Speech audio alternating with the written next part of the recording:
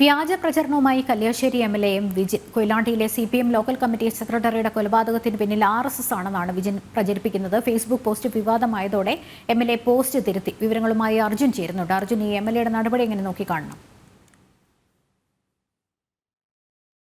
വിമർശനങ്ങൾ ഏറ്റുവാങ്ങിയ പോസ്റ്റാണ് ഇപ്പോൾ MLA ഇട്ടിരിക്കുന്നത്. അതായത് വർഗീയ പരാമർശമടക്കം ഇവിടെ നടത്തിയിരിക്കുന്നു. ഇതിൽ പോസ്റ്റിൽ പറയുന്നത് ഇപ്രകാരമാണ്: ഈ കൊയിലാണ്ടിയിൽ കൊലപാതകം നടത്തിയത് RSS ആണ്.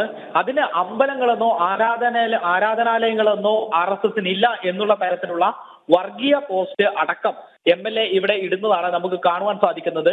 അത്തരത്തിൽ വലിയ രീതിയിൽ ജനങ്ങളുടെ ഉള്ളിലേക്ക് ഒരു വർഗീയത വമിപ്പിക്കുകയും അതുപോലെ തന്നെ തെറ്റിദ്ധരിപ്പിക്കുകയും ചെയ്യുന്ന ഒരു പോസ്റ്റായിരുന്നു വിജിൻ MLA തന്റെ സ്വന്തം ഫേസ്ബുക്ക് പോസ്റ്റിൽ MLAയുടെ സ്വന്തം ഫേസ്ബുക്ക് പോസ്റ്റിൽ കുറിച്ചത്.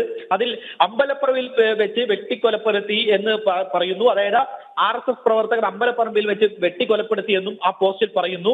അതിൽ പ്രതിഷേധിക്കുക എന്നുകൂടി പറഞ്ഞുകൊണ്ടാണ് MLA ഇത്തരത്തിൽ തന്റെ ഒഫീഷ്യൽ ആയിട്ടുള്ള ആ ഒരു ഫേസ്ബുക്കിൽ ഇത്തരത്തിലുള്ള ഒരു പരാമർശം നടത്തിക്കൊണ്ട് ഒരു പോസ്റ്റ് ഇടുന്നത്. അതിനുശേഷം വലിയ രീതിയിലുള്ള കമന്റുകളാണ് ആ പോസ്റ്റിന്റെ താഴെ വന്നിട്ടുള്ളത്. അതായത് MLAക്കെതിരെ രൂക്ഷ വിമർശനം വന്നിരുന്നു.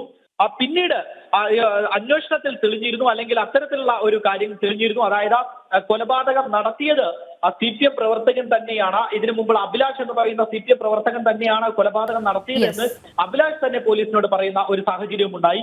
ഇതിനുശേഷമാണ് പിന്നീട് MLA ഈ പോസ്റ്റ് തിരുത്തുന്നത്. അർജുനാണ് വിവരങ്ങൾ നൽകിക്കൊണ്ടിരുന്നത്.